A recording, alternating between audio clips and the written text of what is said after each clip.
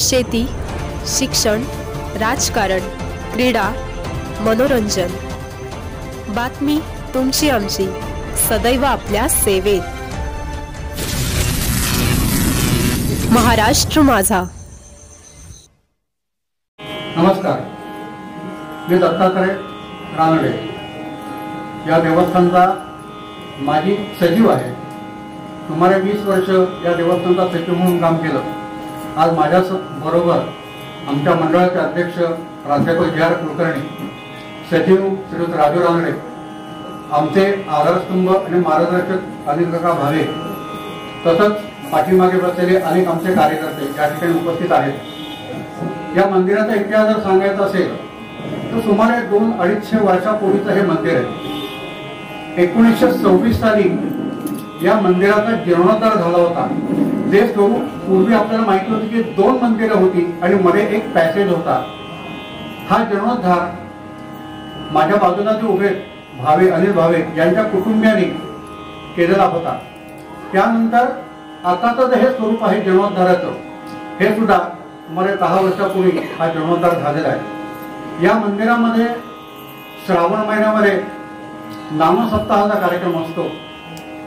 एक 8 तासाचा कार्यक्रम हा असतो.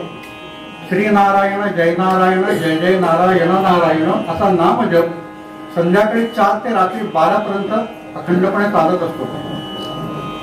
श्रावण महिन्यानंतर दसरा ज्यावेळेला येतो त्यावेळेला दसऱ्याची पालखी म्हणजे आमच्या देवस्थानची पालखी बारावाडीचं ते देवस्थान आहे श्री दूधपापेश्वर या महाराजांना भेटण्याकरता म्हणून निशाण काठीपर्यंत जाते आणि तिथे हरिहर भेटीचा मोठा उत्साह आणि कार्यक्रम होतो.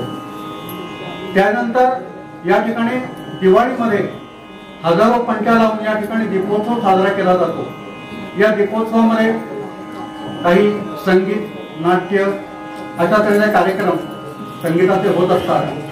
परंतु दीपोत्सव हा कमी जास्त प्रमाणात होईना हा केला जातो.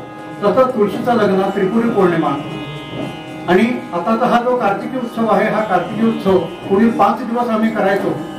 आता 3 दिवसाचा हा कार्यक्रम या ठिकाणी होत असतो. कार्तिक उत्सवानंतर येणारा माघी गणपती, हा माघी गणपती माघ शुद्ध चतुर्थी म्हणजेच गणेश जयंतीला प्रारंभ होतो. आणि या मंदिरामध्ये तर सूर्यनारायणाची मूर्ती असल्यामुळे रथसप्तमीपर्यंत हा उत्सव चालतो. त्यानंतर फाल्गुन महिन्यामध्ये इथे होळीचा कार्यक्रम असतो. तो या देवस्थानाचाच आहे. असे एकूण या मंदिरामध्ये विविध प्रकारचे कार्यक्रम हे होत असतात. इथले उत्सव हे अत्यंत शिस्तबद्ध, वेळेचं काटेकोर पालन करून आणि सर्व समाजाच्या उदार अशा देणग्यांवर किंवा मदतीवर हे उत्सव चालत असतात. 1950 साली हे मंदिर नोंदणीकृत झालेलं आहे. या मंदिराचं ऑडिट होतं. सगळे हिशोब हे सरकारकडे किंवा दिले जातात, सर्वांना सांगितले जातात. या मंदिरातील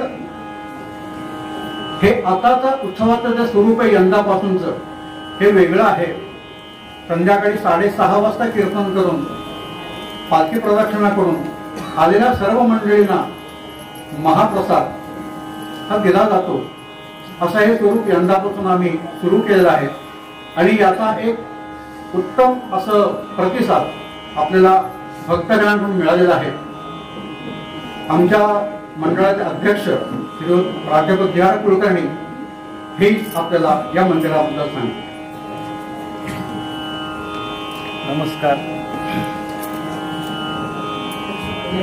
नमस्कार. या मंदिरामध्ये गेली 6 वर्ष मी अध्यक्ष म्हणून काम करतोय. आता बराचसा आढावा माननीय तुमचे राघव बुवा यांनी घेतलेला आहे. तर तेच पुन्हा सांगण्यापेक्षा मी एवढंच सांगेन की माझी इच्छा फार अशी होती की चांगले कीर्तनकार या ठिकाणी येऊन गेलेले आहेत आणि त्यांचं जे उद्बोधन, मनोरंजन जे आहे ते सर्वांपर्यंत जावं अशी माझी फार इच्छा होती. आणि ती इच्छा आज पूर्ण झालेली. कारण ही वेळ बदलली. या वेळेमुळं 30-35 लोक बसलेले असायचे कीर्तनाला आणि ते सुद्धा रात्री 12 वाजता जांभया देत असायचे. त्याच्यापेक्षा ही वेळ बदलल्यामुळं त्या ठिकाणी पहिल्या दिवशी आम्हाला 100 लोक या ठिकाणी बसले दिसले. काल 180 पर्यंत आकडा होता. आज तोही वाढेल आणि त्यामुळे मी समाधानी आहे. आणि कार्यकर्त्यांचं मी कौतुक करतो, कारण असं की हे जे आज चित्र दिसते आपल्याला प्रत्यक्ष ज्यावेळी कार्यक्रम बसतो त्यावेळी सगळ्या सोयी उपलब्ध झालेल्या असतात.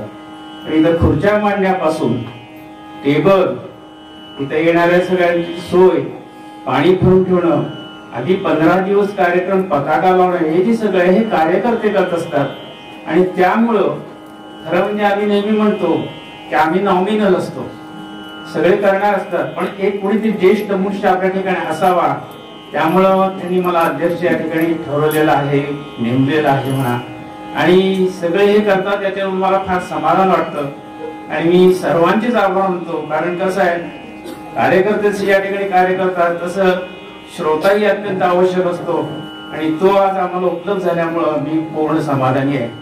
त्यांना साथ कर्तव्याला साथ करत आहेत श्री उत्तमजी करंबेळकर, त्यांचंही मी आपल्या मंडळाच्या वतीने स्वागत करते. आणि त्यांना संवादिनी साथ करणारे, आपल्याला सर्वांना सुपरिचित असणारे असे उदयजी गोखले सर यांचंही मी स्वागत करते.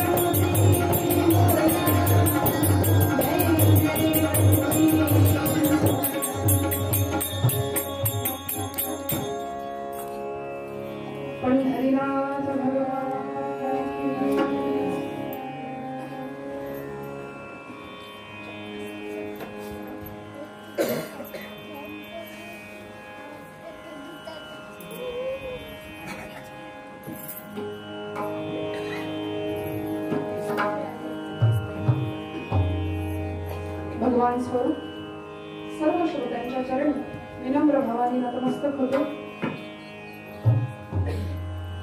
उत्सवाचा आजचा शेवटचा दिवस. सहज बोलताना लोक म्हणतात ताई आजचं शेवटचं कीर्तन. शेवटचं नाही, या उत्सवातलं शेवटचं. खूप कौतुक, खूप प्रेम, खूप आशीर्वाद.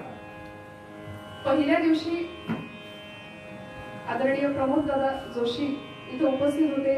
त्यांनी याही पूर्वी कविता केली आहे आणि त्यांनी केलेली कविता, त्यातल्या शब्दांचा अधिकार, त्यातलं ते वजन, त्या सगळ्या शब्दांना अजिबात पात्र नाहीये खरं तर, पण तरी सुद्धा त्यांचं प्रेम आहे, भरभरून आशीर्वाद आहे आणि ते आशीर्वाद माझ्यावरचे असं मी समजते.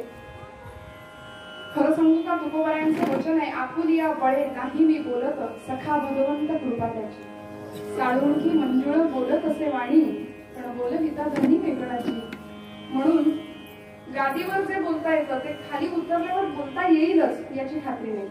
त्यामुळे ही सगळी नारदांची कृपा आहे. या गादीचे मालक आम्ही ज्यांना म्हणतो ते देवर्षी नारद. ही गादी ज्यांनी पुढे चालवली ते सगळे संत मंडळी. आणि या गादीवर एकदा निष्ठा भावाने सगळं दिवस सोपवून टाकलं ना, मग सगळं कीर्तन तिकडून होतं, आपण काहीच करत नाही.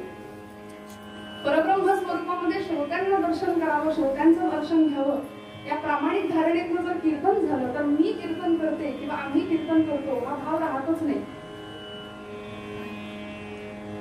उत्तम संयोजन, उत्तम नियोजन, उत्तम शिस्तबद्ध सगळी आखणी 3 दिवस अनुभवते आणि आजचा 3ऱ्या दिवशीचा आपल्या या कार्तिक उत्सवातला समाप्तीचा दिवस.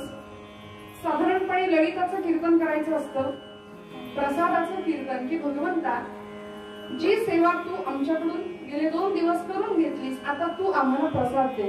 म्हणून आपल्याकडे ललित, तो ललिताचा प्रसाद तर आज घ्यायचाच आहे. कथाभाग आपल्या सगळ्यांना माहिती आहे, नियोजित आहे. भगवंताकडं मागणं मागायचंय की परमेश्वरा, जो देह आम्हाला तू दिलास त्या देहाचं सार्थक होईल असं जीवन जगण्याची प्रेरणा आणि बुद्धी तूच आम्हाला दे. म्हणून प्रस्तुतच्या निरूपणासाठी आज फार सुंदर समर्थ रामदास स्वामींचा मनोबोधातला 8व्या क्रमांकाचा श्लोक आहे. साधा सोपा सगळ्यांच्या पाठांतरातला. त्या श्लोकावर निरूपण. संप्रदायामध्ये, वारकरी संप्रदायामध्ये थोडी बंधनं असतात की अभंगांशिवाय आपण कुठल्याही विषयावर निरूपण नाही करू शकत. ठराविक संतांचे अभंगच तिथे घ्यावे लागतात. पण नारदी कीर्तनामध्ये ही सूट आहे की आपण श्लोकावरही निरूपण करू शकतो. आणि समर्थांचा मनोबोध म्हणजे अध्यात्मशास्त्रातला अनुभव आहे. प्रत्येकाने जवळ बाळगावा असा तो ग्रंथ आहे. एकाने मला विचारलं, म्हटलं काय ग्रंथ का बरं, 2 रुपये 5 रुपयाचं पुस्तक आहे, खिशात ठेवलं की झालं का? अगदी प्रत्येक माणसाने जवळ बाळगावा असा तो समर्थ संप्रदायाचा उत्तम असलेला ग्रंथ मनोबोध. विनोबा भावे एके ठिकाणी त्या ग्रंथाला मनोपनिषद असं म्हणतात. त्यामुळे आजच्या शेवटच्या दिवशी समर्थांच्या या श्लोकावर थोडा वेळ निरूपण. नियोजित सर्वांना सुपरिचित असलेला कथाभाग. आभार वगैरे मानायला मला धाडस नाही होते, कारण खरं सांगू का मी नेहमीच सांगते, आभार म्हटलं की भार आला आणि धन्यवाद म्हणावं तर वाद आला बुवा. त्यामुळे या सगळ्या गोष्टींना बाजूलाच ठेवून मंडळाच्या ऋणात राहणं पसंत करीन. आदरणीय कुलकर्णी काका अध्यक्ष मंडळाचे सेक्रेटरी रानडे दादा आहेत, रानडे बुवा आहेत, अनंत रानडे, ज्यांनी माझ्याशी कायम या उत्सवासंदर्भात संपर्कात राहिले. या सगळ्यांचे आशीर्वाद मागते बस. आणि आपले सर्व श्रोत्यांचे आशीर्वाद. सर्वांना मनापासून नमस्कार. निरूपणाला सुरुवात करताना समर्थांच्या श्लोकाचा आठवण करूया थोडा वेळ. एकदा जय जयकार ठणकावून करा. भगवंताच्या दारात उचले. उद्या काही आपण इथे मी काही सांगणारे नाहीये उद्या, त्यामुळे जय जयकार मला आज हवा तसा मोठ्या आवाजात. काहींनी सांगितलं पट्टीचा प्रॉब्लेम होतोय. काळी 1 आणि काळी 4 असं महिला कीर्तन असलं की थोडंसं पुरुषांना वरच्या पट्टीत गायला कठीण जातं. पण खरं सांगू का, म्हणजे मी अजिबात अधिकार मांडलेली नाही, पण विनंती आणि अत्यंत नम्रतेने सांगते की त्याला भाव हवाय फक्त. हो ना? त्यामुळे मनापासून जय जयकार करा आणि अगदी आनंदाने ओरडण्याचं हे एकमेव ठिकाण आहे. आनंदाने ओरडा. तुम्ही आम्ही खेळी मिळी गदारोळी आनंद आहे. हा आनंदाचा गदारोळ आहे. मग तिथे थोडंसं सुरात इकडं तिकडं झालं तरी कुणी काही म्हणणार नाही. त्याला आवडतो तो भाव त्याला द्यायचा आहे बस. जय जयकार ठणकावून करा. कुंडली गवरदा श्री ज्ञानदेव पंढरीनाथ महाराज की जय. लक्ष्मीनारायण भगवान की मंगलमूर्ती श्री सत्यनारायण भगवान की जय. जय रघुवीर समर्थ.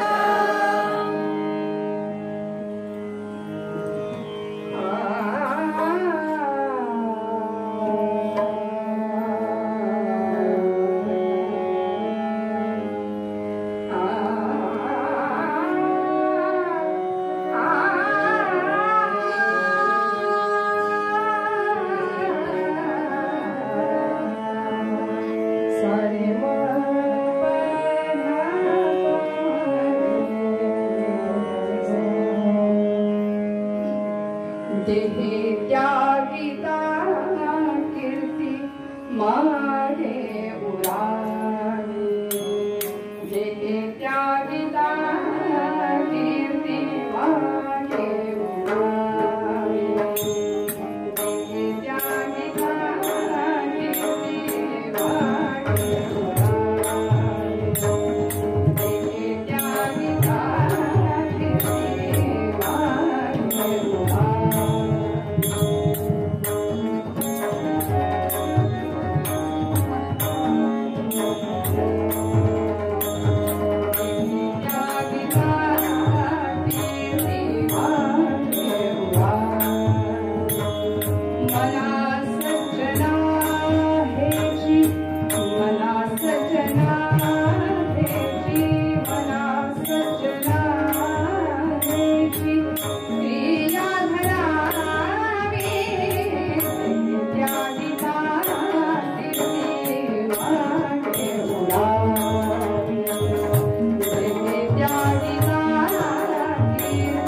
Ah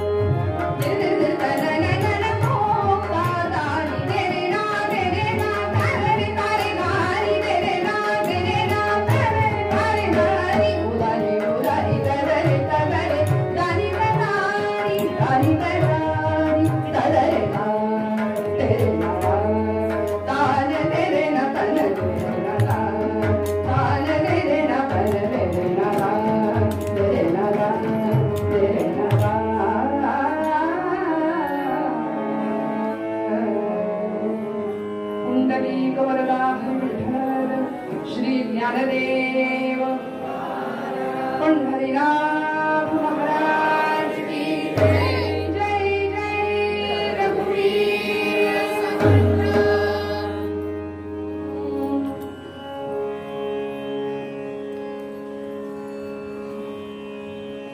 लोकजीवनाचं अत्यंत सूक्ष्म निरीक्षण ज्या संताला होतं, महाराष्ट्राचे जे प्रमुख पंचप्राण सांगितले जातात, ज्ञानमूर्ती ज्ञानदेव, नाममूर्ती नामदेव, भक्तिमूर्ती तुकोबाराय, शांतीमूर्ती एकनाथ महाराज आणि शक्तिमूर्ती समर्थ रामदास स्वामी, महाराष्ट्राचे पंचप्राण आहेत. यातला एक जरी हरवला तरी जीवन आणि शरीर कलेवरासारखं होणार आहे.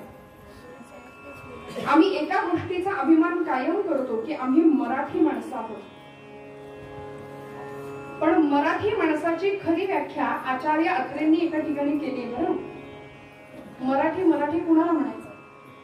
आम्हाला अभिमान असतो.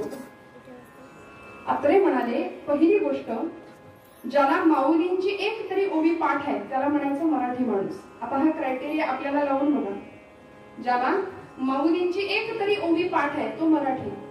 दुसरी गोष्ट, ज्याला तुकोबारायांचा एखादा तरी अभंग पाठ आहे. आणि तिसरी गोष्ट, ज्यांनी माझ्या शिवछत्रपतींचा एक तरी गड पायाखालनं घालून आणलाय त्याला म्हणायचं मराठी. इच्छा असेल तर माझं मोकळेपणाने वाचवा. मोकळं असावं माणसाने, की कसं वाजवू की नको असं करू नका. म्हणाले ज्याला असेल माऊलींची एक तरी ओवी पाठ, त्याची मराठी माणूस म्हणून थोपटवावी पाठ.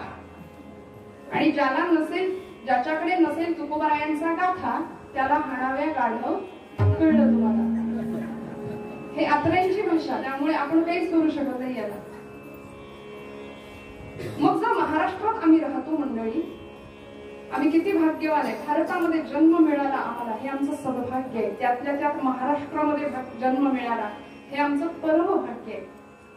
राजापूरमध्ये जन्म झाला, या प्रांतामध्ये जन्म मिळाला हे आमचं अहोभाग्य आहे.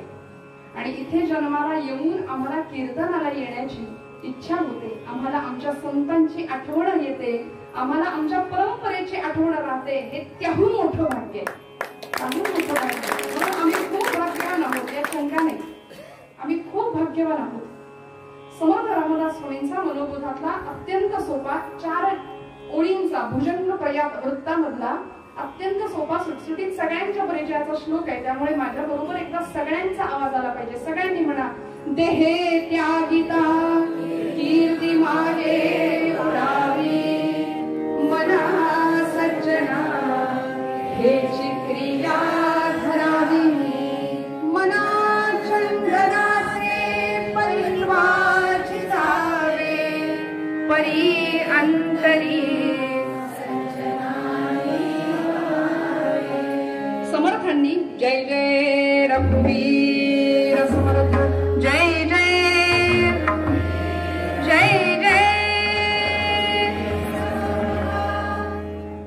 मनाला सज्जन अशी उपमा दिली समर्थांनी. मनाला मना चंदनाचे परित्वा झिजावे, परी अंतरी सज्जनांनी व्हावे.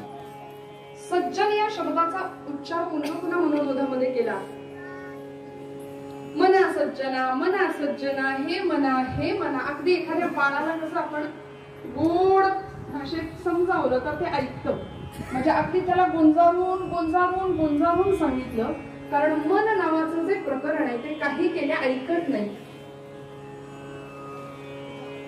म्हणून गोड भाषेत पाहुणे आले घरामध्ये आणि घरातल्या आपण 5-6 वर्षाच्या मुलाला एखादी आज्ञा दिली, जा रे पाणी घेऊन ये पटकन, ते जागचं उठत नाही, हलत नाही. माझं शहाणं बाळक नाही तू. स्तुतीप्रिय माणूस असतो, माणसाला स्तुती खूप आवडते. जा बरं पाहुणे आले, किती गुणी बाळ आहे माझं, पटकन उठून पाणी आणणारे बघ आता, लगेच उठत. तसं हे मना, हे मना, चांगलं सांगून ऐकत इतकं गोड समर्थांनी उच्चार केला की हे मना सज्जना. आता मला एका प्रश्नाचं उत्तर द्या की मन सज्जन आहे का? बोला ना, आज तरी बोला. मन सज्जन आहे का? आहे. का असणार नाही? का असणार नाही? विभूती योगामध्ये भगवान गोपाल कृष्णांनी मनाविषयी सांगताना म्हटलंय, इंद्रियाणाम मनश्चास्मी. सकल इंद्रियांच्या मध्ये मन नावाचं जे इंद्रिय आहे ते म्हणजे मी आहे. मासानाम मार्गशीर्षोस्मी. 12 महिन्यांच्या मध्ये मार्गशीर्ष मास म्हणजे मी आहे. फुलांमध्ये गुलाब पुष्प म्हणजे मी आहे. प्राण्यांमध्ये सिंह म्हणजे मी आहे. आणि एवढंच कशाला अर्जुना, पांडवानाम धनंजय, हा 5 पांडवांच्या मध्ये तू म्हणजे मी आहे. आणि याही पुढे सांगणारे भगवंत म्हणतात, इंद्रियाणाम मनश्चास्मी. सकल इंद्रियांच्या मध्ये मन म्हणजे मी आहे. आमची कीर्तनामध्ये अशी जरा ऐकता ऐकता ब्रह्मानंदी टाळी लागते बघा. आणि मग काही ठिकाणी असा अनुभव येतो की कीर्तन झाल्यावर म्हणावं, चला झालं आता उठा. इतकी मस्त झोप लागते कधी कधी. त्याला आम्ही म्हणतो टाळी वाजवा, पण लोकांची ब्रह्मानंदी टाळी लागलेली असते. आणि मग असं म्हटलं ना तर लोक त्याला पुष्टी देतात, अहो झोपताय काय कीर्तन? अहो नाही, डोळे झाकून ऐकणं सुरू आहे. झोप कसली, मस्त डोळे झाकून ऐकणं सुरू आहे.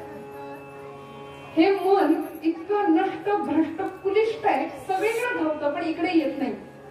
तरी सुद्धा भगवंत म्हणतात, इंद्रियाणाम मनश्चास्मी. मन म्हणजे मी आहे. हे अर्जुन ऐकत होता, झोपेत नाही, जागेपणी ऐकत होता कुरुक्षेत्रावर. आणि भगवंताला अर्जुनाने विचारलं, काय म्हणाला देवा? मन म्हणजे तू? हो. माधवा, मन म्हणजे आपण? हो. मन म्हणजे मी. नक्की? नक्की. अर्जुनाने भगवंतांना विचारलं, देवा आता माझा प्रश्न आहे, जर मन म्हणजे आपण असाल तर गीतेतला श्लोक आहे, अथकेन प्रयुक्तोऽयं पापञ्चरति पुरुषः अनिच्छन्नपि वार्ष्णेया बलादिव नियोजितः. जर मन म्हणजे तुम्ही असाल, नीट ऐका, तर अथकेन प्रयुक्तोऽयं पापञ्चरति पुरुषः, माणूस पाप कर्माला प्रवृत्त का होतो? आणि पाप शरीर करत नाही, पाप मन आधी करतो. मनामध्ये पाप भावना येते, शरीरातून क्रिया घडते, पाप मन करतं. मग जर मन म्हणजे तू असेल, हे वार्ष्णेया, त्याचं नाव आहे, हे वार्ष्णेया, अनिच्छन्नपि, इच्छा नसताना सुद्धा आज समाजामध्ये मानवड धरून केल्यासारखं पाप केलं जाते. पाप शरीर नाही करत, पाप मन करतं. आणि तेव्हा तरी तू म्हणतोस की मन म्हणजे मी आहे. मग या सगळ्या पापाची जबाबदारी तू घेशील का? या सगळ्या पापाचं उत्तरदायित्व तू घ्यायला तयार आहेस का? आणि भगवंतांनी आपले असे हात हलवले, म्हणाले, हे बघ अर्जुना, हसले नेहमीप्रमाणे आणि म्हणाले, हे बघ, माझा पापाशी संबंध नाही आणि तुझ्या त्या पुण्याशी संबंध नाही. रजस्तवश्च मनस्मो वंश दोषा उदारतो काम एष क्रोध एष रजोगुण समुद्भवा महाशनो महापाप्मा विध्येन मिह वैरिणम्. म्हणाले, रजतमांच्या आहारी गेल्यामुळे मन पाप प्रवृत्त होतं. कामक्रोधादी विकारांच्या मुळे मनाला पाप करण्याची इच्छा निर्माण होते. मग म्हणाले, अशा मनाच्या ठिकाणी मी नाही की तिथे षड्विकार आहेत, तिथे मी नाही. मग अशा मनाच्या ठिकाणी मी आहे, असं मन म्हणजे मी आहे की जे अत्यंत सात्विक शुद्ध स्वच्छ मन आहे, तिथे मी आहे. भगवंत सांगतात की शुद्ध मनाच्या ठिकाणी मी आहे. म्हणून आमचं कर्तव्य आहे की चित्ताला, मनाला शुद्ध करणं. मग याच्यासाठी मनशुद्धीचे अनेक प्रकार, अनेक उपाय आम्हाला संतांनी सांगितले. पहिला उपाय आहे की या देहाला, हा देह किंवा अध्यात्म नुसत्या देहाने नाही तर ते मनाने साकारलं जावं, ही पहिली गोष्ट मनात यावी लागेल. भगवंतांनी दिलेला उत्तम देह, त्या देहाचं सार्थक करायचं असेल तर नक्की त्या देहाकडून काय जबाबदारी आहे हे समजून घ्यावं लागेल. म्हणून समर्थांनी 205 श्लोकांमधला हा 8 क्रमांकाचा श्लोक लिहिला आमच्यासाठी की परमेश्वराने उत्तम देह दिला, मंडळी, नरदेह दिला. दासबोधामध्ये अख्खा समास लिहिला, नरदेह स्तवन निरूपण. कोण समर्थ होते, काय अधिकार होता? 12व्या वर्षी स्वतः सावध झाले, सगळ्या जगाला सावध करण्याकरता बोहल्यावरून पळ काढला. मंगलाष्टकात सावधान हा शब्द ऐकला मात्र म्हणाले, माझं इथे काहीच काम नाही, मला स्वतः सावध झालं पाहिजे, जगाला सावध करावं लागेल. सावधान सावधान. सगळी समाज व्यवस्था, सर्व समाज निद्रिस्त होता, त्याला जर जागर करायचं असेल तर मला आधी उठावं लागेल. म्हणून लोक जागर करावा. प्रयत्नातून साध्य केलेली विद्या, चिंतनातून मिळवलेला विचार, वैराग्य वृत्ती, परोपकार, प्रवणता या सगळ्याच्या बळावर एका विशाल धर्माचं अभ्युत्थान करण्याचं काम समर्थांनी केलं. जसं वारकरी संप्रदायामध्ये अमृतानुभव, ज्ञानेश्वरी म्हणजे भावार्थ दीपिका, हरिपाठ, तसं समर्थ संप्रदायामध्ये जसा दर्जा अमृतानुभवाचा आहे माऊलींच्या मुखसूत्रांच्यासाठी लिहिलेला ग्रंथ, तसं समर्थांनी आत्माराम नावाचा ग्रंथ लिहिलाय. पुढे साधकांच्यासाठी दासबोध, ज्याच्यामध्ये अध्यात्माचा व्यवहार कसा असावा आणि व्यवहारामध्ये अध्यात्म कसं काढायचं याचं उत्कृष्ट दर्शन देणारा दासबोध नावाचा समर्थांचा ग्रंथ. आणि एवढा व्याप केल्यानंतर समर्थ म्हणतात, माझी काया आणि वाणी गेली म्हणाल अंतःकरणी, परी मी आहे जगत जीवनी निरंतर. आत्माराम दासबोध माझे स्वरूप स्वतः सिद्ध. दासबोध म्हणजे मीच आहे, आत्माराम म्हणजे मीच आहे, मी कुठेही जाणार नाहीये. आम्हाला आश्वासन देऊन गेले. आणि श्रमिकांच्यासाठी, साध्या माणसांच्यासाठी जसं माऊलींनी हरिमुखे म्हणा, हरिमुखे म्हणा, बस म्हणाले. भगवंताच्या जवळ जायचं ना, हरी एवढं म्हणता आलं तरी एवढं क्वालिफिकेशन पुरेस आहे, फार काही अवघड करूच नका म्हणा. पुण्याची गणना कोण करील. तसं समर्थांनी मनोबोध लिहिला की ज्यामध्ये सोपं सांगितलं, हे मना तू काय कर, तू काय कर, तू असं कर, तू तसं कर. मना सज्जना. आमच्यासाठी काही मंडळी प्रश्न विचारतात की समर्थ असं नाही म्हणाले, मना सज्जना नाही, हे मना सज्ज ना. Are you ready. हे मना तू सज्ज आहेस का भक्तिपंथाला जायला. समर्थ स्वतः सज्जन होते, त्यातून सज्जन गडावर राहणारे होते, त्यामुळे सगळेच सज्जन दिसले असतील त्यांना. समर्थांनी मनाला सज्जन म्हटलं मंडळी. मग आता आमच्या देहातून एक सुंदर अपेक्षा समर्थ करतात की परमेश्वराने उत्तम देह दिला ना, मग काय करायचं. ज्या समर्थांनी अवघ आयुष्य रामोपासना, समाज, धर्म, राष्ट्र आणि अंतिम टप्प्यावर प्रभू रामचंद्र या 4 खांबांवर ज्यांचं आयुष्य होतं. घटिका गेली, पळा गेली, तास वाजे झणाणा, आयुष्याचा नाश होतो. राम काय म्हणाला, बाबा रे आयुष्य निघालं पुढे, आता तरी रामनाम घ्या, आता तरी रामनाम घ्या. सगळ्या जगाला रामनामाचा टाहो केला. जय जय रघुवीर समर्थ ही गर्जना महाराष्ट्राच्या कानाकोपऱ्यात घुरली मंडळी. संप्रदाय निर्माण झाला, शिष्य आले. कारण परिस्थिती महाराष्ट्रातली इतकी भीषण होती. 4ही बाजूंनी यवनांचं आक्रमण इथे होतं. 5 पाकशाल्या इथे निर्माण झाल्या. ज्ञान कलंकित झालं, शौर्य भयभीत झालं, तारुण्य दिशाहीन झालं होतं, वार्धक्य निराधार झालं होतं. चारित्र्याची होळी पेटत होती आणि त्या होळीत आमची माणसं आमच्याच माणसांना टाकून शिमगा साजरा करत होती. अशा वेळी सर्व संघाचा परित्याग केलेला हा महात्मा रामा कोण वाचवेल रे माझ्या देशाला म्हणून अंतर्बाह्य चळत होता मंडळी. कारण बुडते हे जन न देखवे डोळा म्हणून कळवळा येत असे. ऐसी प्रेमाची ही जाती करी स्वार्थाविण प्रीती, याला संत म्हणायचं. आणि अशा काळामध्ये समर्थ आपलं क्षात्र तेज समाजातलं जाग करत होते आणि दुसरीकडे एक शककर्ता राजा महाराष्ट्रामध्ये निर्माण होत होता. समर्थ आणि तुकाराम आणि तिसरी व्यक्ती छत्रपती शिवाजीराजे, या तिघांना घेऊन लोक खूप वाद करतात. नक्की कोण समर्थांचे, छत्रपतींचे गुरु. लोकांना वाद घालू द्या, पण खरं सांगू का, तुकोबा नाही, छत्रपती शिवाजी महाराज आणि समकालीन असलेले समर्थ रामदास स्वामी, हे तिघेही महापुरुष समकालीन होते. दोनही महापुरुष, दोनही संत छत्रपतींना मार्गदर्शक आणि गुरुत्व असणारे ठरले होते, यात शंका नाही. पण काय वर्णन करतात बघा. दुर्गादास आत्माराम तिवारी नावाचे नागपूरचे कवी काय वर्णन करतात. तो राज्य विभव संपन्न हा विरक्त साधू होता. तो राज्य विभव संपन्न हा विरक्त साधू होता. तो राज्य विभव संपन्न हा विरक्त साधू होता. भोसले कुलोत्तम शिष्य हा ब्राह्मण सद्गुरु होता. भोसले कुलोत्तम शिष्य हा ब्राह्मण सद्गुरु होता. ब्रह्म क्षत्रिय देवाचा हा अपूर्व संगम होता. ब्रह्म क्षत्रिय देवाचा हा अपूर्व संगम होता.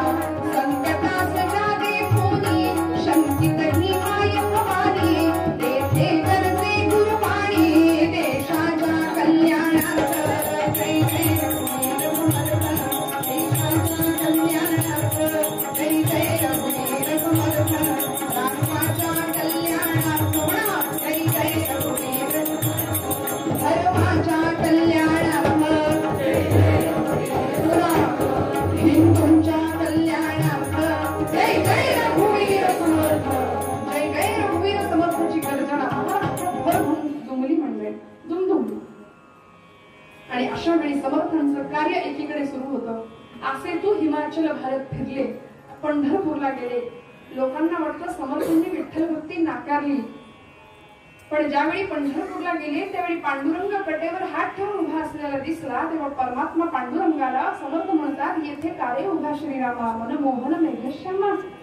त्यांनी विठ्ठल नाकारला नाही, त्यांनी विठ्ठलात राम पाहिला. कारण काळ असा होता की आता कटेवर हात ठेवून उभं राहायची गरज नाही भगवंता, आता शस्त्रधारीच असलं पाहिजे. तुझ्याकडे शस्त्रच असलं पाहिजे, लोकांच्या क्षात्र तेज जाग व्हावं यासाठी समर्थ अहोरात्र धडपडले मंडळी. कुग्रामे अथवा नगरे पहावी घरांची घरे, भिक्षा मिसे लहान थोडे परीक्षून सोडावी. विश्वाची चिंता करण्याचं ज्ञान समर्थांना का झालं, ती इच्छा का झाली याचं कारण होतं देहाचं सार्थक कळालं होतं. वयाच्या 5व्या वर्षी मराठवाड्यातल्या जांब गावामध्ये घडलेली एक छोटीशी घटना आपल्याला सगळ्यांना परिचित आहे. संध्याकाळची वेळ झाली, सगळी मुलं बाळं आपल्या घरी आली. अंधार पडत चालला, दिवे लागण झाली आणि काल सांगितल्याप्रमाणे पूर्वीच्या काळी संध्याकाळ झाली की सगळी माणसं घरात यायची. आता संध्याकाळ झाल्यावर सगळे बाहेर पडतात. सगळं उलटच काम आम्ही करून ठेवलंय, आम्हीच आमचं आयुष्य अवघड करून ठेवलं. देवापुढे दिवा लावणं, पाठेपर्वचे म्हणणं, हे सगळं सुरू झालं आणि बराच वेळ झालेला नारायण घरी आला नाही म्हटल्यानंतर राणूबाईंच्या काळजाचा ठोका चुकला.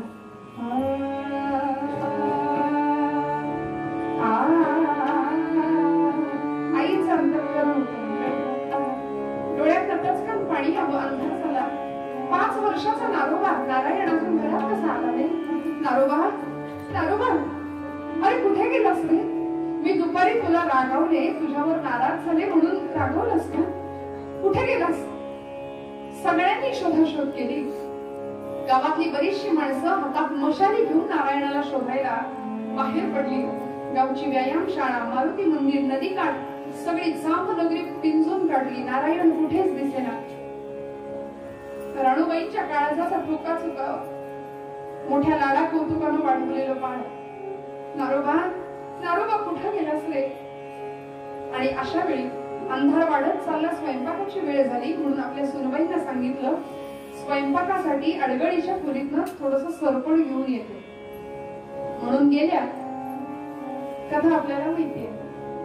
आणि अडगळीच्या खोलीमध्ये ते जळण आणण्यासाठी गेलेल्या राणूबाई हातामध्ये ठाणवई घेतली, ज्याला आपण पणती म्हणतो. त्या ठाणवईच्या मंद धुसर प्रकाशामध्ये भिंतीवर कसली तरी आकृती पाहिली. काळजामध्ये धस्स झालं आणि विचारलं कोण आहे तिकडे? आवाज नाही आला. वाट मोठी केली, बघितलं सगळं दिवसभर ज्याला आपण शोधतोय तो नारोबा इथे येऊन बसलाय. स्थिर आसन होतं, डोळे मिटलेले होते, अर्धमिलित नेत्र होते, मंद श्वासोच्छ्वास सुरू आहे.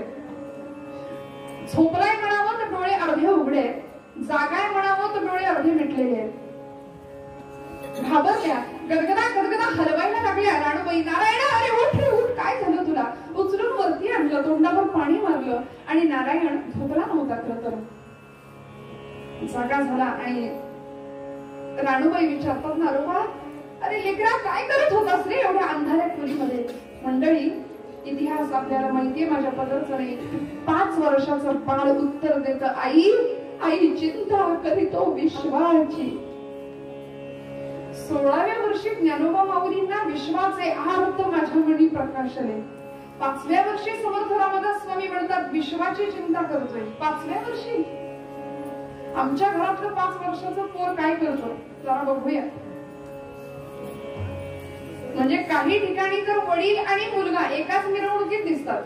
ही परिस्थिती आहे. आम्हाला हसू यावं म्हणून अजिबात बोलत नाही. गणपतीच्या मिरवणुकीला बाई वाड्यावर या गाण्यावर त्याला ऐकवायची गाणी आम्ही त्याच्यावर ताल धरतात आमची पिढी. आम्ही कुठे चाललो मंडळी?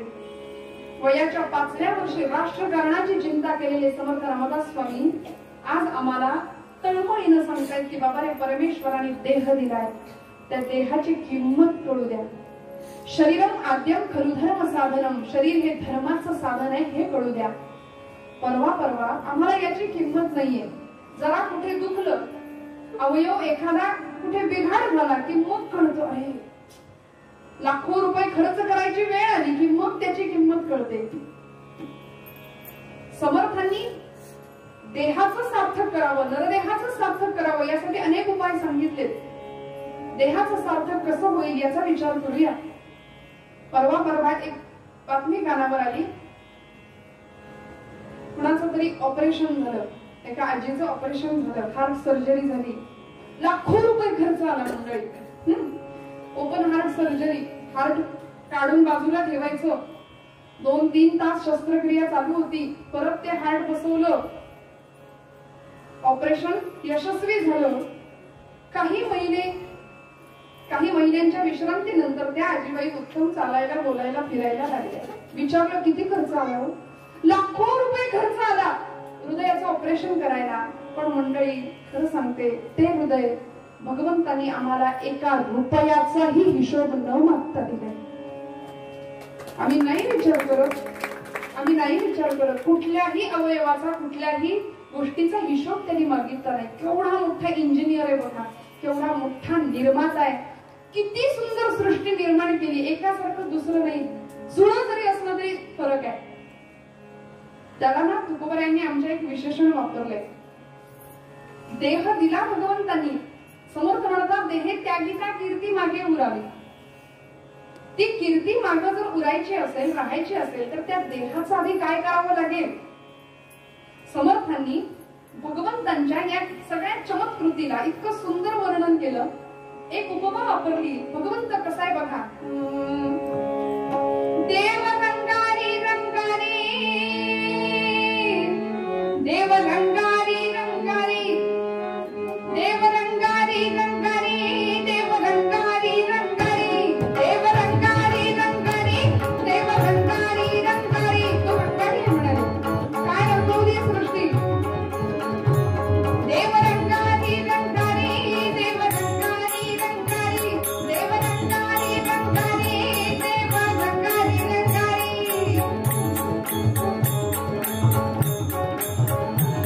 रंग त्रिभुवनाचा करी, रंग त्रिभुवनाचा करी, देव रंगारी रंगारी, देव रंगारी रंगारी.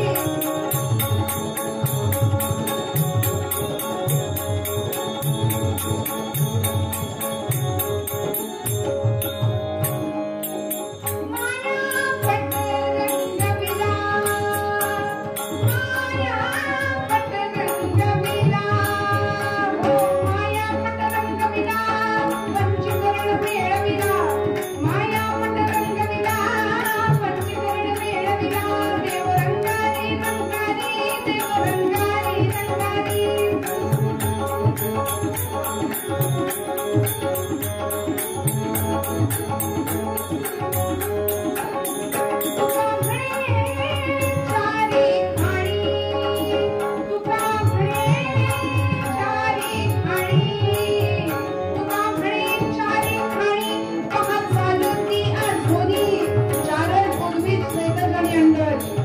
काय भगवंताची लीला आहे. तुका म्हणे चारी खाणी, पहा चालती अजूनी, देव रंगारी रंगारी, देव रंगारी रंगारी, देव रंगारी रंगारी, देव रंगारी रंगारी. इतकी सुंदर त्याची किमया आहे. एका गोष्टीची, एका रुपयाची चूक नाही सृष्टीच्या निर्मितीमध्ये. आणि एवढ्या सगळ्या ब्रह्मांडाच्या पसाऱ्यामध्ये, केवढा मोठा पसारा आहे ब्रह्मांडाचा, ज्याला ब्रह्मांड नायक, ब्रह्मांडाचा निर्माता आम्ही त्याला म्हणतो, त्यांनी ब्रह्मांड निर्माण करत असताना त्या ब्रह्मांडामध्ये अनेक सूर्यमाला आहेत मंडळी, ज्याला आपण गॅलेक्सी म्हणतो. त्या सूर्यमालेमध्ये अनेक ग्रह आहेत, उपग्रह आहेत. त्यातली आपली सूर्यमाला, ज्याच्यामध्ये आपण पृथ्वी नावाचा ग्रह आहे. अनेक सूर्यमालांमध्ये एक सूर्यमाला आहे. त्या सूर्यमालेमध्ये आमची पृथ्वी ही सूर्यमालेच्या मानाने केवढी आहे माहितीये? आपल्याकडे माता भगिनी वर्ग किचन मध्ये एक वस्तू असते जिला आपण खसखस म्हणतो. सूर्यमालेच्या आकार मानाने पृथ्वीचा आकार हा खसखशी एवढा आहे असं सांगतात. मग म्हणाले त्या पृथ्वीवर आमचं भूगोल आम्हाला सांगतं की 29% जमिनीचा भाग आणि 71% बोला पाण्याचा भाग. मग पाणी वगळता 29% जमिनीवरती जीवसृष्टी अस्तित्वात आहे. त्या जीवसृष्टीमध्ये 7 खंडांची पृथ्वी आपण म्हणतो. त्यामध्ये आमचा आशिया नावाचा खंड, त्या खंडामध्ये आमचा मेरा भारत महान, भारत नावाचा देश, अनेक देश आहेत त्यातला भारत. भारतामध्ये अनेक राज्य आहेत, त्यामध्ये आमचं महाराष्ट्र. त्या महाराष्ट्रामध्ये अनेक जिल्हे आहेत, त्यामध्ये आमचा रत्नागिरी जिल्हा. त्या जिल्ह्यामध्ये बरेच तालुके आहेत, त्यामध्ये आमचा राजापूर तालुका. त्या तालुक्यामध्ये बरीच गाव आहेत ना, तालुक्यामध्ये बरीच गाव आहेत. त्या गावांमध्ये आमचं तालुक्याचंच गाव आहे आमचं राजापूर. मग या गावामध्ये अनेक गल्ल्या आहेत, वस्त्या आहेत, वाडे आहेत, गुजराळी नावाची गाडी आहेत. मग या सगळ्या वाड्या वस्त्यांमध्ये एका आळीमध्ये, एका गल्लीमध्ये आमचं घर आहे. त्या घरामध्ये बरीच माणसं आहेत. पूर्वी एकत्र कुटुंब पद्धती होती, पण आता 3-4 माणसं करता करता आता आजच सांगितलं मला बुवांनी की आता सगळी बाहेर पडली.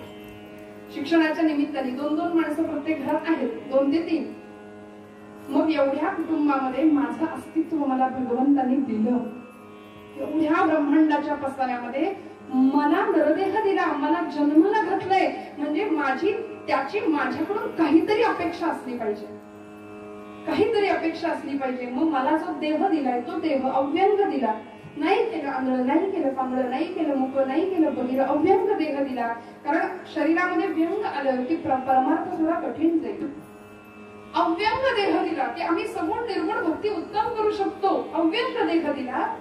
मग आता इतके जर अनंत उपकार त्याचे माझ्यावर आहेत तर मला काहीतरी तर करावं लागेल. समर्थ म्हणतात जगाचा तो भार आपुल्या शिरावर ऐसे थोडे तर वाटू द्या हो.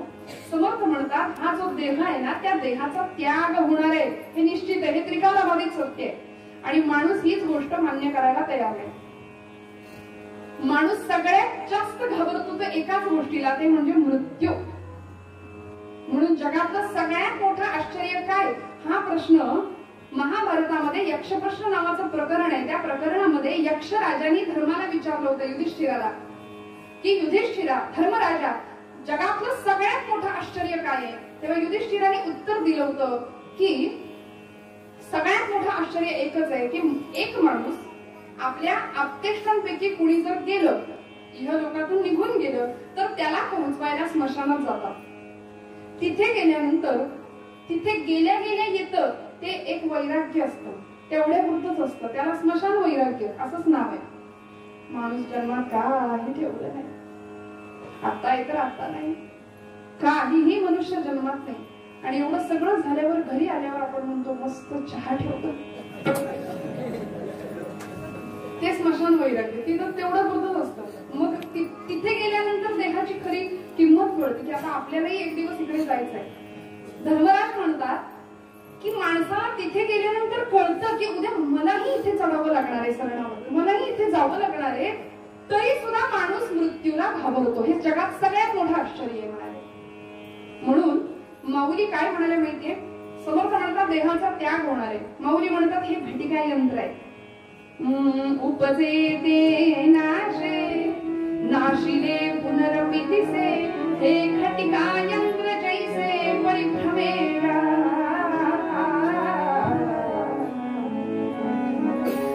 घटिका यंत्र घड्याळाचा शोध 12व्या शतकात माऊलींनीच लावलाय. आम्हाला वाटतं आता लागला अलीकडे, नाही. हे घटिका यंत्र जैसे. मग कुणाचं आयुष्य मिनिट काट्याप्रमाणे आहे, कुणाचं आयुष्य तास काट्याप्रमाणे आहे. भरपूर 100-100च्याही पुढे बोनस लाईफ भगवंत आम्हाला देतो. पुढे काहींच आयुष्य अगदी सेकंड काट्याप्रमाणे, आत्ता होते तर आत्ता नाही असं म्हणावं लागतं. हे घटिका यंत्र जैसे परिभ्रमेगा. मग हे कळतं आम्हाला, मग मान्य का आम्ही करत नाही की आम्हालाही कधीतरी जावं लागेल.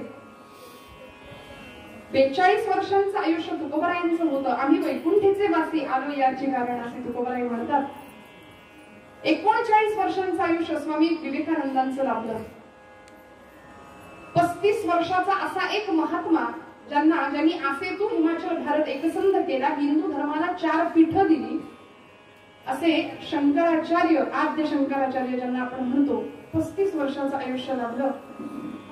पण एवढ्या वर्ष माऊली ज्ञानोबा माऊली 21व्या वर्षी 22व्या वर्षी संजीवन समाधी. समर्थ म्हणतात देहाचा त्याग निश्चित होणार आहे. कारण व्याख्याच केली देहाची, यत दहते नित्यम तद देहम.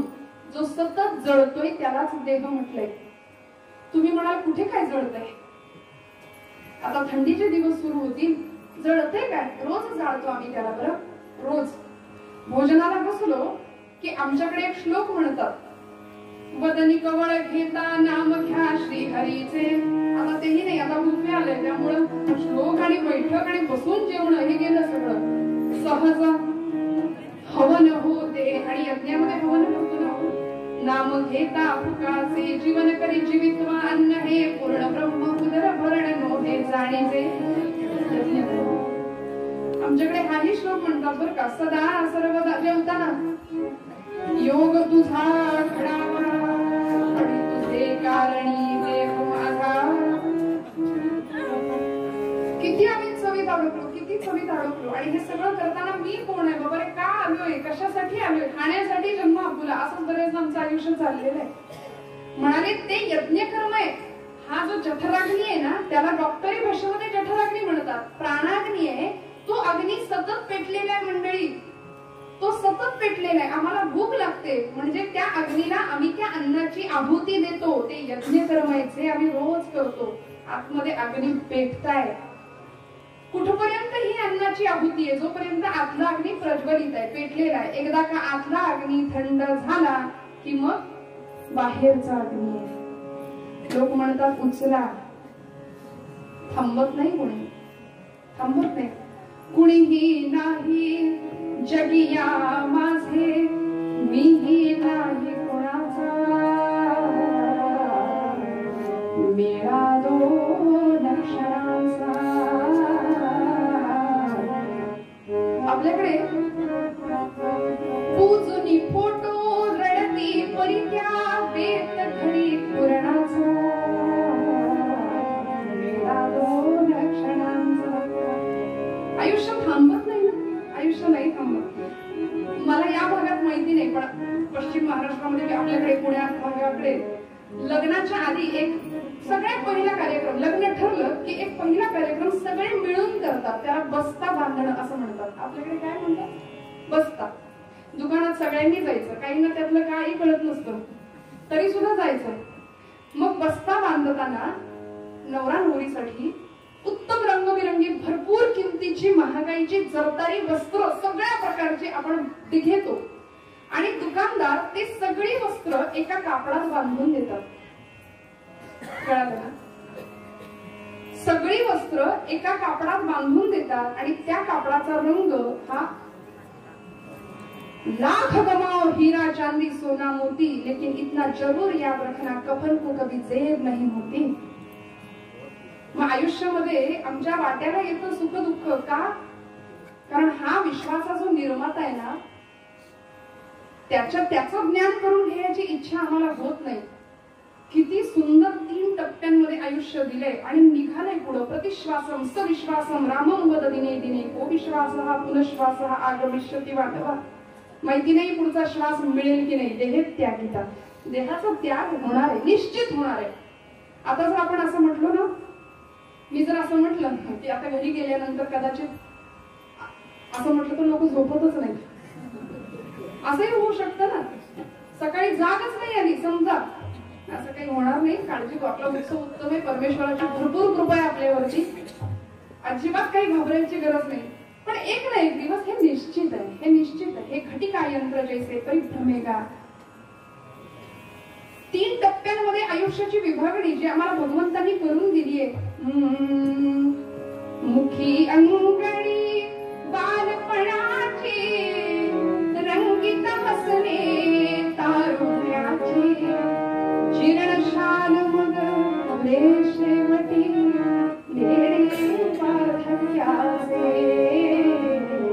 एक धागा सुखाचा, 100 धागे दुःखाचे, जरदारी हे वस्त्र माणसा तुझी आयुष्याचे,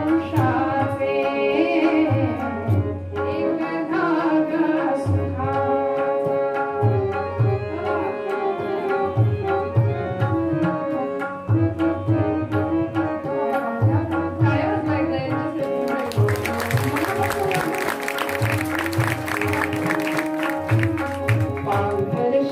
जरी असला कपडा येशी उघडा जाशी उघडा, पांघरशी जरी असला कपडा येशी उघडा जाशी उघडा, कपड्यासाठी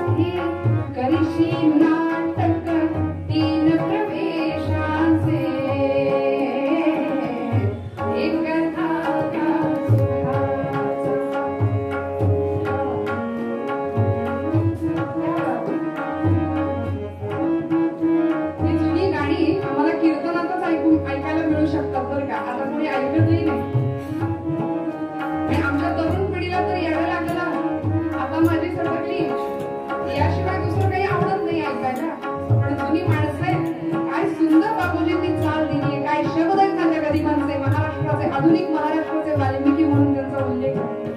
काय वर्णन केलं मंडळी, काय परमेश्वर आहे.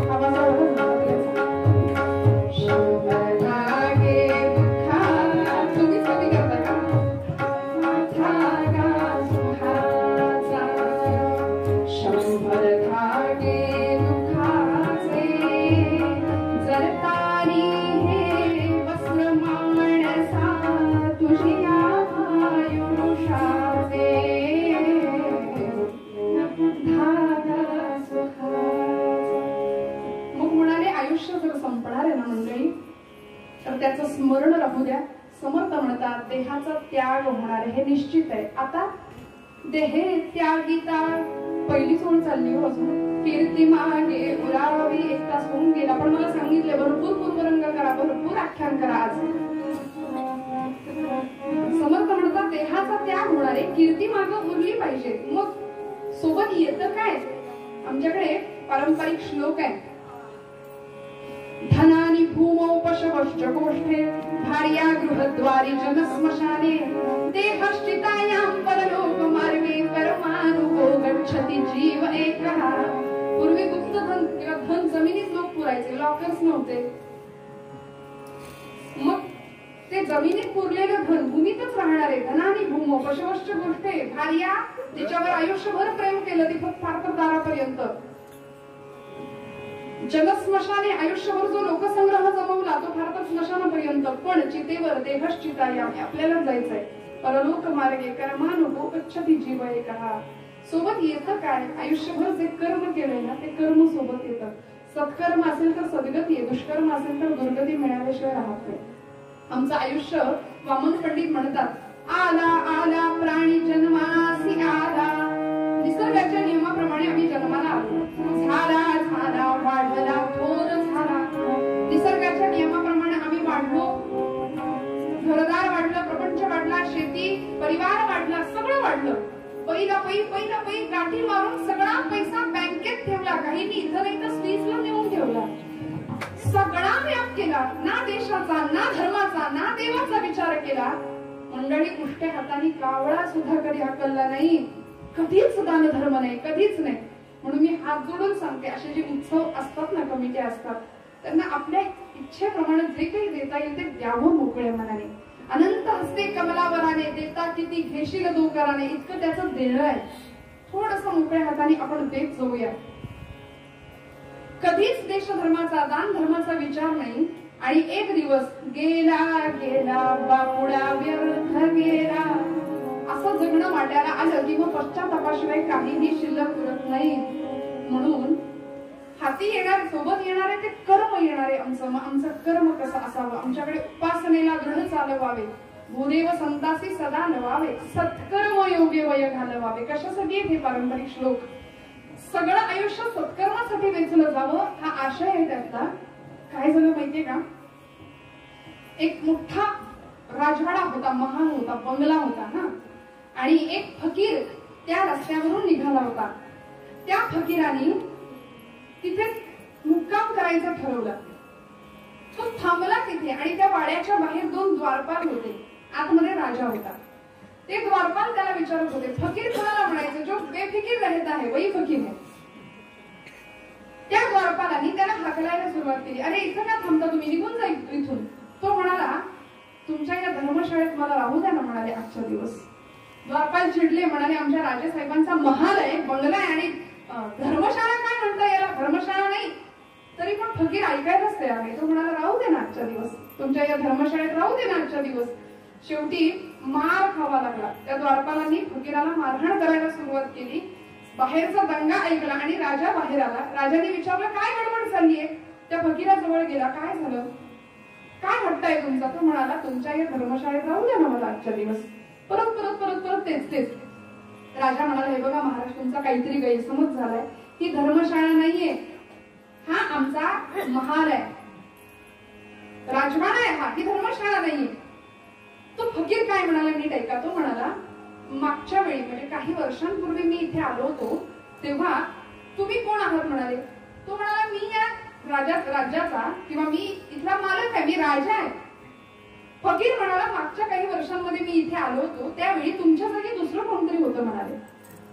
ते कोण होतं म्हणाले, आमचे वडील होते. मग ते कुठे आहेत? ते गेले म्हणाले. मग त्याच्याही आधी काही वर्ष मी आलो होतो म्हणाले, त्यावेळी तिसरीच व्यक्ती होती या जागेवर, ते आमच्या आजोबा असतील म्हणाले. मग ते पण गेले म्हणाले, ते तर केव्हाच गेले. मग म्हणाले, आता काही वर्षांनी मी इथे येईल तेव्हा जिंदगी एक किराए का घर है, एक ना एक दिन बदलना पड़ेगा. जिंदगी एक किराए का घर है, एक ना एक दिन बदलना पड़ेगा. मौत जब तुझको आवाज देगी, घर से बाहर निकलना पड़ेगा. आवाज आला की उठावं लागतं. जब हंस अकेला उड़ जाएगा, जब हंस अकेला उड़ जाएगा, खाली पिंजरा पड़ा रह जाएगा, खाली पिंजरा पड़ा रह जाएगा.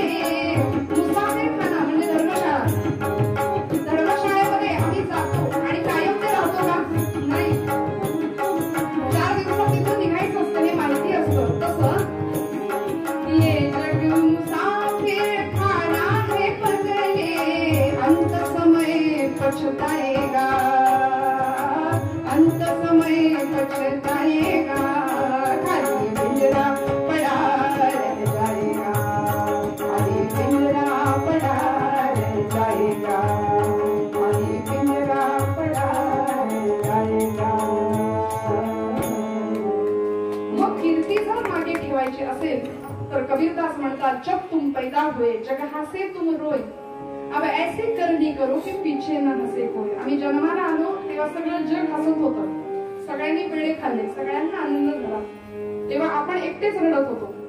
आता असं जगणं असावं की मृत्यूला आम्ही हसमुखाने सामोरे चाललोय आणि सगळं जग आमच्यासाठी रडतंय. नाहीतर मग आमचं जगणं असतं की लोकांनी म्हणावं बरं झालं. असं जगणं नको मंडळी. आमचं जगणं हे राष्ट्राच्या, धर्माच्या, समाजाच्या कामी यावं की जे आम्हाला आमचं जीवन उत्तम जगत असताना आम्ही करू शकतो. जसं आमची एखादी संस्कृतीतली स्त्री, भारतीय संस्कृतीची स्त्री तुळशीला रोज पाणी घालते, पण पाणी घालत असताना फक्त तुळशीला नाही, आजूबाजूच्या रोपट्यांवर पण शिंपडत जाते. आमच्याकडे एखादी भाजीवाली येते, एखादी कोथिंबिरीची जुडी किंवा पेंडी देते, मेथीची एखादी पेंडी देते, पण परंपरा अशी आहे की श्रीमंती अशी आहे, देण्यातली श्रीमंती बघा की ती नुसती पेंडी देऊन थांबत नाही, 4 कडे अजून वरती टाकते. एखादा गवळी येतो, आता पिशवीतलं दूध येतं घरी ते सोडा, पण गवळी जर दारात आला तर ते 1 लिटरचा माप असेल तर तो देतो, पण अजून 4 थेंब वरती टाकतो. हे जे आहे ना, आपलं उत्तम करायचं, प्रपंच करावा नीट का, मग घ्यावे परमार्थ विवेका. उत्तम आपला प्रपंच जगायचा, पण थोडस त्यातलं थोडस देता येईल का समाजासाठी, मातीसाठी, ज्या मातीने मला लहानाचं मोठं केलं आणि हे दिलं मंडळी आमच्या राष्ट्रपुरुषांनी. म्हणून ती कीर्ती आम्ही आज गातो का 400 वर्षानंतर, 450 वर्षानंतर सुद्धा 16व्या वर्षी रोहिडेश्वराच्या डोंगरावर घेतलेली प्रतिज्ञा आज आम्ही स्मरतो. कारण कळालं होतं आयुष्याचं सार्थक ते हे त्यागिता कीर्ती मागे उरावी, मना सज्जना हेची क्रिया धरावी. समर्थांनी सांगितलेलं तत्वज्ञान पुरेपूर जीवनामध्ये उतरवलं होतं. म्हणून स्वामीजी काय किंवा रामकृष्ण परमहंस काय, विवेकानंद केंद्राची स्थापना केली, रामकृष्ण मठाची स्थापना झाली, त्यावेळी रामकृष्ण आणि स्वामी विवेकानंद यांचा आग्रह होता मंडळी की मला तरुण संन्यासी पाहिजे, मला तरुण संन्यासी हवे आणि नुसते तरुण नाही, निर्व्यसनी आणि निरोगी शरीर असलेले तरुण संन्यासी द्या. म्हणून आतमध्ये शरीरात जर व्यसन टाकलं तर ते शरीर गंजायला लागणार आहे, ते यंत्र गंजायला लागणार आहे, हे माहितीये ना. शरीरा ऐसे यंत्र आणि ग नाही समर्थ म्हणतात, ते यंत्र आहे. मग ते यंत्र उत्तम ठेवायचं असेल, एका अगम्य शक्तीचा अनुभव त्या यंत्राला करून घ्यायचा असेल तर ते यंत्र, ते उपकरण किती स्वच्छ ठेवावं लागेल. सोन्याचं माप करताना, सोनं मोजताना तो सोनार किंवा सराफ काय करतो, सोन्याचा तराजू आपण जर बघितला तर हवाबंद पेटीत असतो. धुळीचा एक कण बसला तरी वजनात फरक येऊ शकतो. सोनं मापायचंय ना. आता हा नियम कोळशाच्या तराजूला नाही, जिथं सगळं काळच करायचं असतं.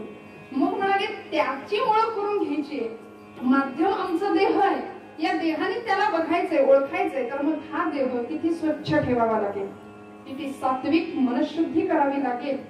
मंडळी, अनेक लोकांनी दिला प्राण आमच्या देशासाठी. मी म्हटलं रोहिडेश्वराच्या डोंगरावर घेतलेली शपथ आज आम्ही लक्षात ठेवतो. हर हर महादेव ही गर्जना सैन्याचा जागर ठरली. कारण अधिष्ठान होतं जटाटवी गलज्जल प्रवाह पावित स्थले गलेव रम्य रम्यतांबुजंग तुंग मालिकांड भट्ट भट्ट भट्ट मन्निनाद भट्ट मर्वयं चकार चंड तांडवं प्रलोकन शिवं जटाकटाम संभ्रमं प्रवन्निलिप्त निर्झरी विनोद वीचि वल्लरी विराजमान मूर्धनि भगत भगत ज्वलल ललाट पट्ट पावके किशोर चंद्रशेखरे रति प्रतीक्षणं. अधिष्ठान ठेवलं शंभू महादेवाचं. महाराष्ट्राची आराध्य देवता तुळजा भवानी तिला कुलस्वामीनी मानलं आणि स्वराज्य साकार केलं. असा एक महात्मा काही वर्षांपूर्वी या हिंदुस्थानच्या इतिहासाला लाभला की ज्यांनी लंडन मध्ये शस्त्रास्त्र निर्मितीचा कारखाना, शस्त्रास्त्र निर्मितीचा उद्योग केला. गुप्त पद्धतीने बॉम्ब आणि पिस्तूल भारतामध्ये पाठवली. खटला चालला, भारतामध्ये आणलं गेलं जहाजात बसून. जहाजामध्ये समुद्रात घेतलेली उडी विश्वविख्यात आहे. मारुतीरायांची उपमा ज्या चरित्राची केली गेली तुलना, कारण दोघांची उडी विश्वविख्यात. दोघांनीही आपल्या मातेच्या मुक्तीसाठी शत्रूच्या बालेकिल्ल्यात क्रांतीचं रणशिंग फुंकलं. हनुमंतांनी सीतामाईच्या मुक्ततेसाठी लंकेत आणि सावरकरांनी भारत मातेच्या मुक्ततेसाठी लंडन मध्ये. काय साम्य बघा. दोघांची समुद्र उडी विश्वविख्यात आहे. ज्यावेळी उडी टाकली समुद्रामध्ये, अंगाला सगळ्या खिडकीच्या काचा बोचलेल्या, रक्तबंबाळ झालेला देह आणि अशा परिस्थितीत खाऱ्या पाण्यात उडी टाकायची. उडी टाकल्यानंतर मागून शत्रूच्या गोळ्यांचा मारा होत होता इंग्रजांचा. पण हात मारत मारत पोहत पोहत पुढे निघाले. विचारलं होतं नंतरच्या काळामध्ये तुम्हाला भीती नाही का वाटली, भीती नाही वाटली.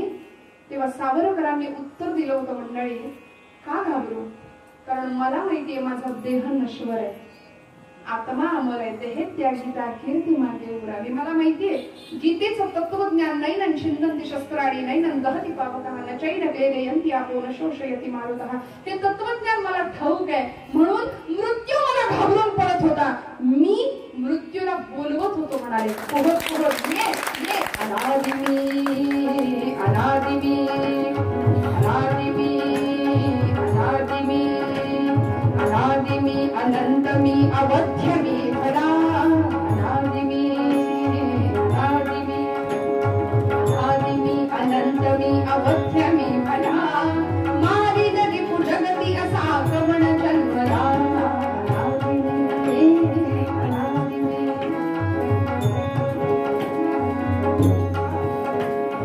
अट्टहास करीत जरी धर्म धारणी मृत्यूशीच गाठ खारुनी घुसेरणी अग्निजा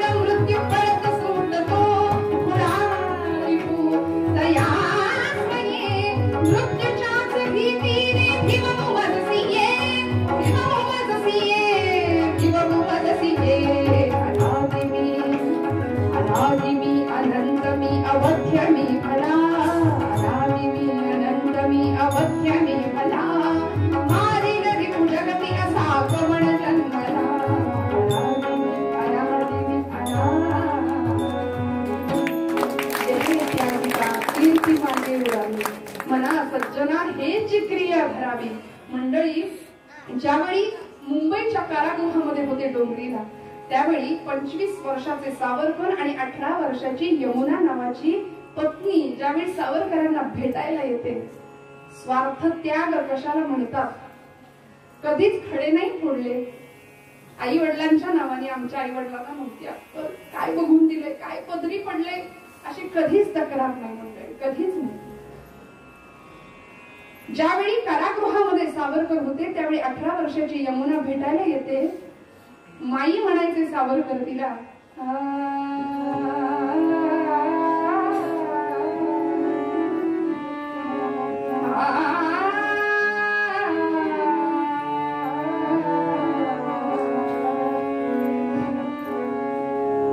कारागृहामध्ये तुरुंगाच्या सळीतून बाहेर पाहिलं आणि हसले गालातल्या गालात.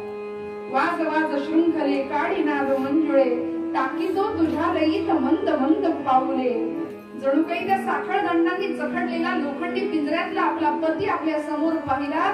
तचकन डोळ्यात पाणी आलं, पटकन ते पाणी लपवलं आणि सावरकर तिला हसत हसत विचारतात, माई या वेशात तुला अनोळखी वाटलो का ग? कारण तुला असं वाटलं असेल की आपला पती बॅरिस्टर होऊन येईल, पैसा कमवू, थाटात संसार करू, असा प्रपंच करू, तू विचार केला असेल. पण अगं मी विचार केला की माझी भारत माता इकडे पारतंत्र्य दिसते, लाखो संसार उद्ध्वस्त होत आहेत आणि ते संसार सावरण्यासाठी माझी चुलबुळकी फोडून राष्ट्राचा संसार करावा हा विचार मी केला. सावरकरांची पत्नी काय किंवा सावरकरांची वहिनी काय, ज्यावेळी खटला चालवला गेला त्यावेळी घरावर जप्ती आली, सगळ्यांना बाहेर निघावं लागलं. या दोघी जणी माहेरी आल्या आणि माहेरच्या लोकांनी घरात नाही घेतलं, गायींच्या गोठ्यामध्ये रात्री काढल्या. या बायकांनी घरच्यांनी जमीन सारवावी शेणानी आणि घरच्यांनी ओंजळी काढून भात वाढावा त्या ताटामध्ये, असे दिवस काढावे. या 18 वर्षाच्या यमुनाबाईंनी उत्तर द्यावं, मला नाही वाईट वाटणार, मला नाही वाईट वाटणार. तू असा विचार केला असशील आपण प्रपंच करू, थाटात संसार करू, पण खरं सांगू का, काट्या कुट्या जमवायच्या, पिलां घरटी बांधायची आणि त्या घरट्यांमध्ये पिलांची वेण वाढवायची. यालाच जर संसार किंवा प्रपंच असं म्हणत असतील ना, तर असा प्रपंच, असा संसार कावळ्या चिमणे सगळेच करतात. कावळे चिमण्या सगळेच करतात. मला माझ्या देशाचा प्रपंच करता आला, या धन्यता मला, या धन्यता मला. माईंनी करावं काय, खाली वाकल्या, तुरुंगाच्या सळीतून आत हात घातला. सावरकर थोडे मागे झाले, माई काय करता, काय करता? एक विनंती करते म्हणाल्या, अंदमानामध्ये तुमच्या देहाला काय यातना होतील मला माहिती नाही, वरड नाही मंडळी, पण मी सांगते तेवढा एक श्लोक म्हणा. तो भागवतामधला श्लोक सांगितला, प्रणतः क्लेशनाशाय गोविंदाय नमो नमः. सावरकर म्हणाले, हा श्लोक म्हणण्यामुळे माझ्या यातना कमी होतील की नाही मला ठाऊक नाही, पण तुला बरं वाटणार असेल तर निश्चित म्हणतो. खाली वाकल्या, सावरकर मागे झाले. सावरकर म्हणतात, या जन्मातच तुला बाईंनी एवढा त्रास दिलाय, जन्मोजन्मी हाच पती मिळावा असं तू म्हणावंस तरी कसं, हाच पती मिळावा असं तू म्हणावंस तरी कसं. माई खाली झुकल्या, सावरकरांच्या पायाला स्पर्श करणार. सावरकर म्हणतात, काय करता? माई म्हणाल्या, अहो पाय बघून ठेवते, पुढच्या जन्मात चुकायला नको, पाय बघून ठेवते, पुढच्या जन्मात चुकायला नको. स्वतःच्या प्रपंचाची राख रंगोळी करून देशाचा प्रपंच करणारा पती पुरुषोत्तम भगवंतांनी या जन्मात जर मला दिला असेल ना, तर जन्मोजन्मी हाच पती मिळावा एवढीच भगवंताकडे प्रार्थना करते. मना चंदनाचे परित्वा झिजावे, परी अंतरी सज्जना निववावे. आमचं जगणं इतरांच्या कामी येईल असा जर विचार करायचा असेल तर हे सगळे महापुरुष आम्हाला पुन्हा आठवावे लागतील. यासाठी कीर्तन आहे. उत्तर रंगामध्ये रणरागिणीने नटलेलं, एका रणरागिणीचं वीरश्रीने नटलेलं सुंदर चरित्र सांगण्याचा पूर्तीनुसार प्रयत्न करते. पूर्वपद्यामध्ये समर्थ रामदास स्वामी हाच आशय सांगतात.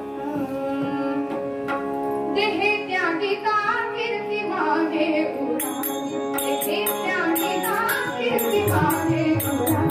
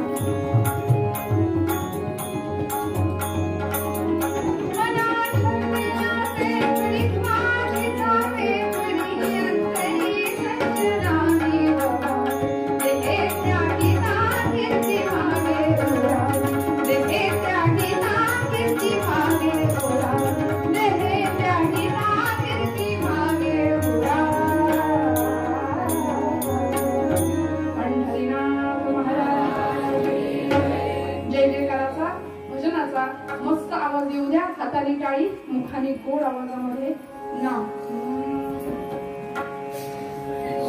श्रीराम जय राम जय जय राम, श्रीराम जय राम जय जय राम, श्रीराम जय राम जय जय राम, श्रीराम जय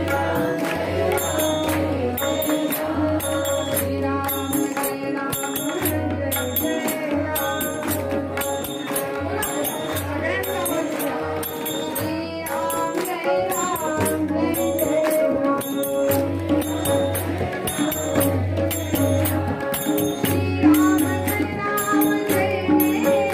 श्रीराम जय राम जय जय राम.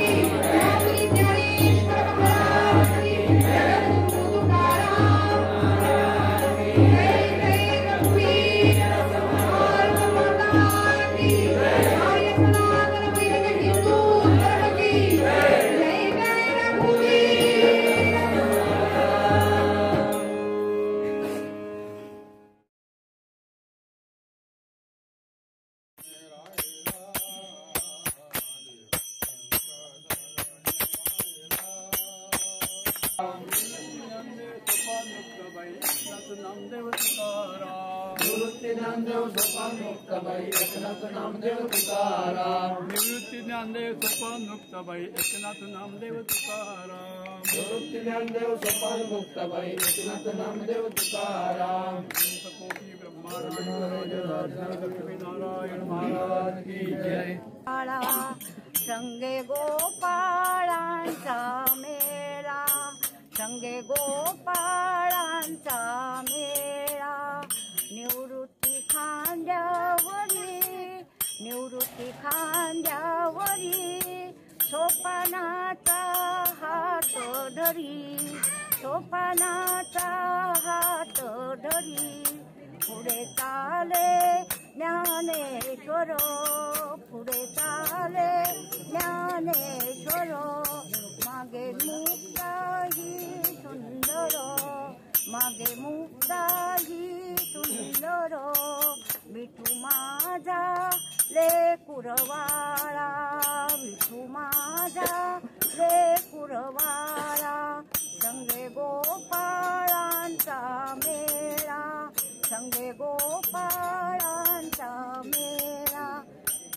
नाचू प्रेमानंदे या रे नाचू प्रेमानंदे या रे नाचू प्रेमानंदे विठ्ठल नामाचिया छंदे विठ्ठल नामाचिया छंदे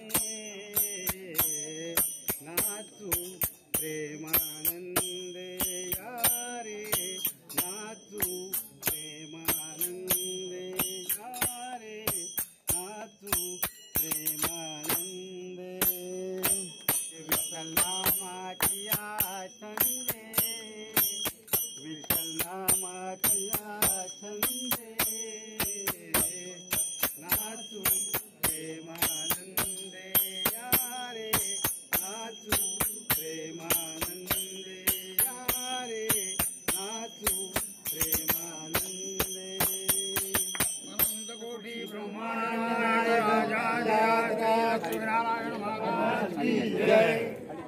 राधा कृष्ण गोपाल कृष्ण राधा कृष्ण गोपाल कृष्ण राधा कृष्ण गोपाल कृष्ण राधा कृष्ण राधा कृष्ण गोपाल कृष्ण राधा कृष्ण गोपाल कृष्ण राधा कृष्ण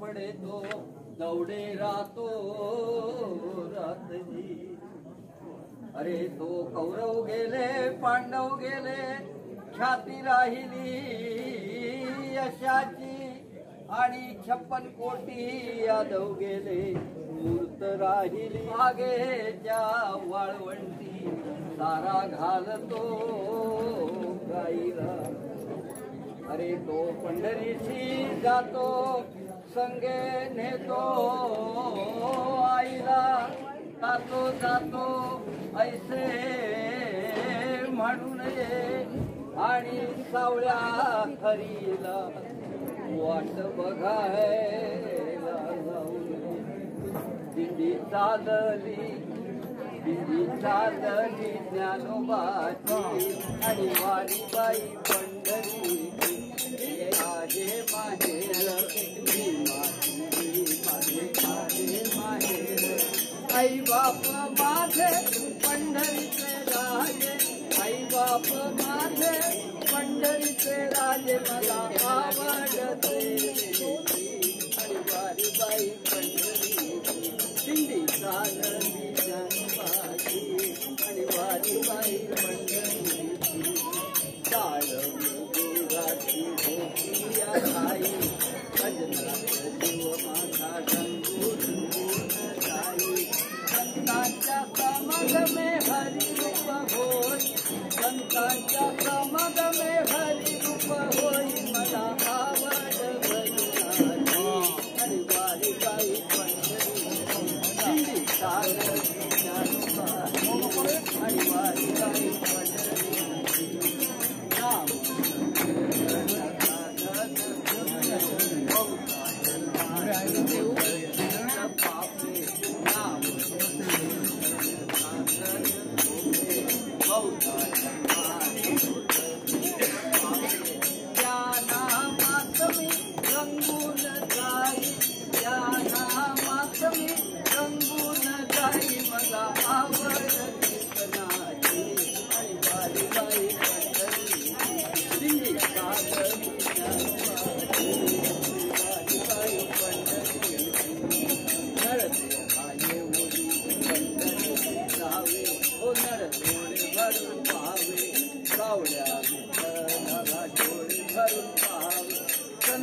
जनीला विठ्ठल भेटे, संत जनीला विठ्ठल भेटे. हिंदी चालरी ज्ञानोबाची वारी बाई पंढरी.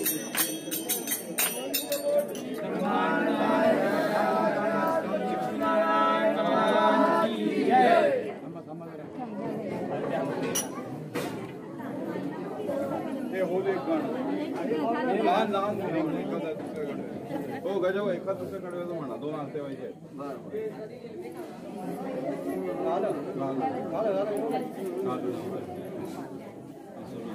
गोबाची कांता सांगे लोकापाशी,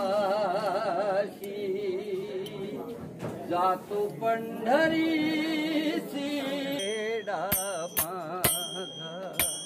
फुटकाच वीणा तुटक्याच तारा, फुटकाच वीणा तुटक्याच तारा. खाली येर धारा पंढरी, खाली येर धारा पंढरीची.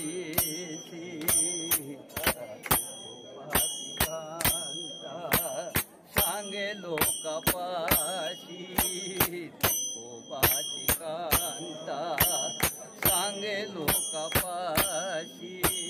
जातो पंढरीसी वेडा माझा, जातो पंढरीसी वेडा. नायक राजा लक्ष्मीनारायण महाराज की जय.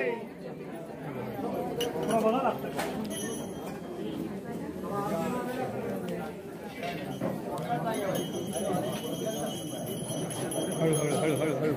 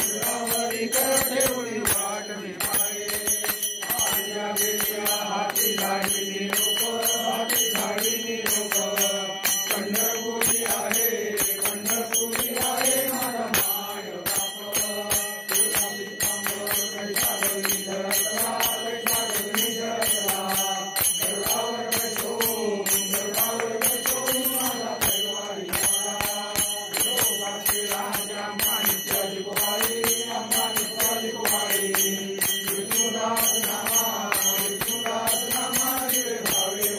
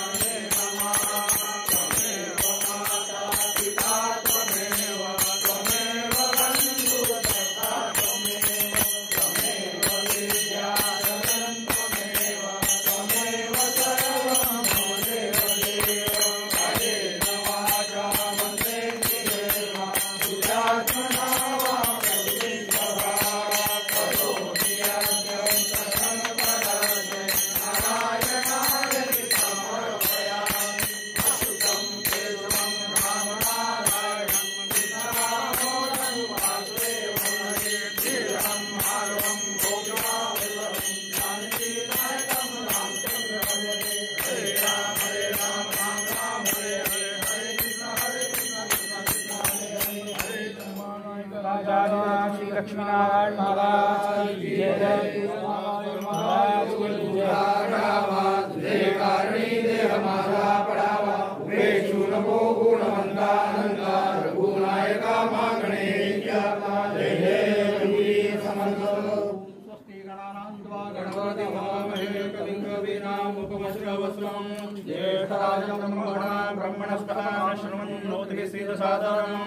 ओम नमो महद्भ्यो नमो र्भगेभ्यो नमो युवभ्यो नमः शनेभ्यः यजामदेवान्दनिशक्रमाममाजय सक्षम संवृक्ष देवाः।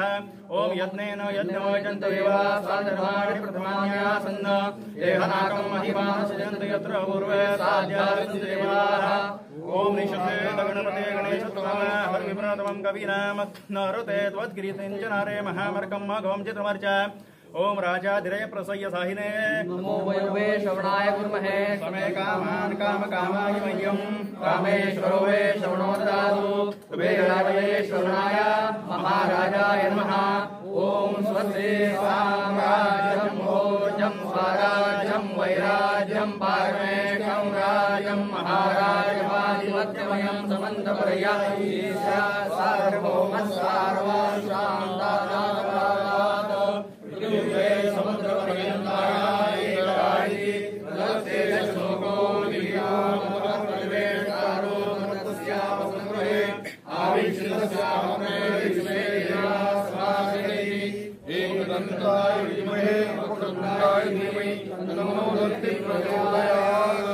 नारायणाय विद्महे वासुदेवाय प्रचोदयात् विद्महे विष्णुपत्नीमहे तन्नो लक्ष्मी प्रचोदयात् तन्नो दुर्गे प्रचोदयात्।